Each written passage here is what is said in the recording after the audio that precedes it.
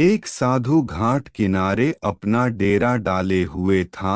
वहां वह धुनी रमाकर दिन भर बैठा रहता और बीच बीच में ऊंची आवाज में चिल्लाता, जो चाहोगे सो पाओगे। उस रास्ते से गुजरने वाले लोग उसे पागल समझते थे।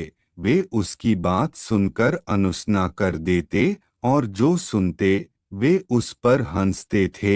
एक दिन एक बेरोजगार युवक उस रास्ते से गुजर रहा था। साधु की चिल्लाने की आवाज उसके कानों में भी पड़ी, जो चाहोगे सो पाओगे, जो चाहोगे सो पाओगे।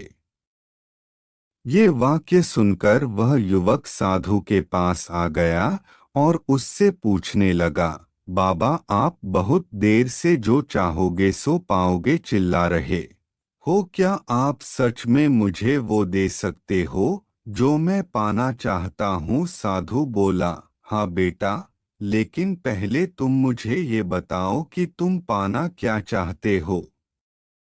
बाबा मैं चाहता हूँ कि एक दिन मैं हीरों का बहुत बड़ा व्यापारी बनूं, क्या आप मेरी ये इच्छा पूरी कर सकते हैं?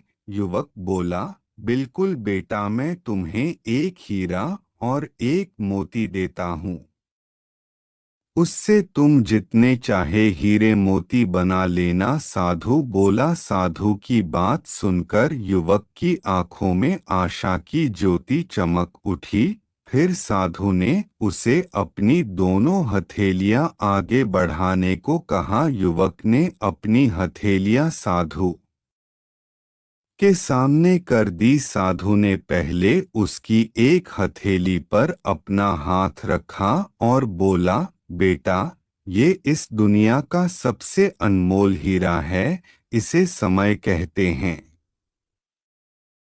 इसे जोर से अपनी मुट्ठी में जकड़ लो। इसके द्वारा तुम जितने चाहे उतने हीरे बना सकते हो। इसे कभी अपने हाथ से निकलने मत देना।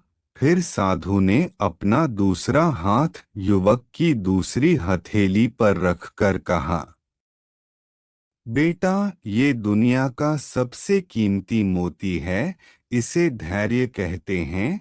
जब किसी कार्य में समय लगाने के बाद भी वांछित परिणाम प्राप्त ना हो, तो इस धैर्य नामक मोती को धारण कर लेना। यदि यह मोती तुम्हारे पास है तो तुम दुनिया में जो चाहो वो हासिल कर सकते हो। युवक ने ध्यान से साधु की बात सुनी और उन्हें धन्यवाद कर वहां से चल पड़ा। उसे सफलता प्राप्ति के 2 गुरु मंत्र मिल गए थे।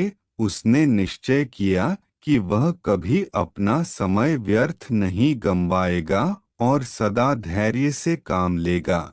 कुछ समय बाद उसने हीरे के एक बड़े व्यापारी के यहाँ काम करना प्रारंभ किया। कुछ वर्षों तक वह दिल लगाकर व्यवसाय का हर गुर सीखता रहा और एक दिन अपनी मेहनत और लगन से अपना सपना साकार करते हुए हीरे का बहुत बड़ा व्यापारी बना।